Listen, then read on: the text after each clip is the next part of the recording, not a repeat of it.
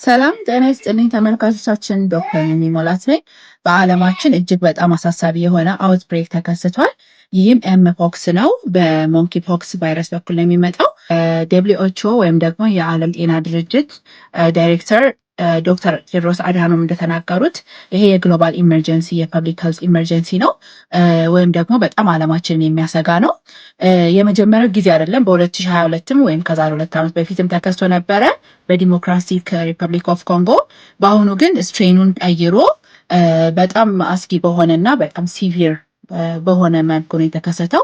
ከአፍሪካ ሲዲሲም እንዳወጣው ከዲሞክራቲክ ሪፐብሊክ ኮንጎ አጠገብ ያሉ ሌሎች ሀገሮችም ልክ እንደ ቡሩንዲ፣ ኡጋንዳ፣ ሩዋንዳ እና የእኛን ጎረቤት ሀገር ኬንያ ይሄ ወረርሽኝ የተከሰተባቸው ነውና በጣም ከፍተኛ አሳሳቢ ሁኔታ ላይ ነው ያለው።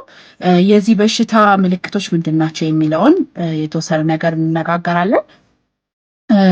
የመጀመሪያው ከ2 እስከ 4 ሳምንት የሚሆን የቆዳ ራሽ ወይም ደግሞ ሽፍታ፣ ከዛም በኋላ ሽፍታው ደግሞ ወደ ውሃ የቋጠረና የሚፈነዳ ወይም ደግሞ ብሊስተር ይኖረዋል።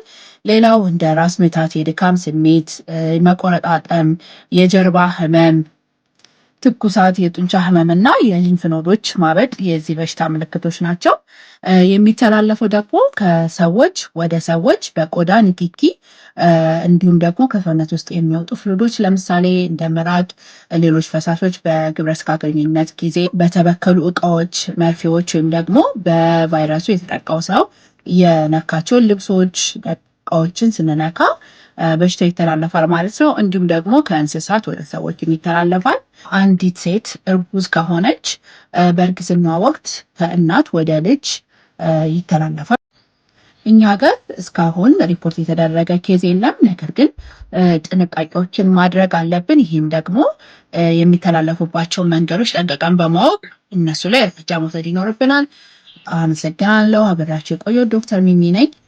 ሌላ የጤና መረጃዎችን ለማግኘት ይህን የዩቲዩብ ቻናል ሰብስክራይብ በማድረግ ቤተሰብ ይሁኑ። እናመሰግናለን።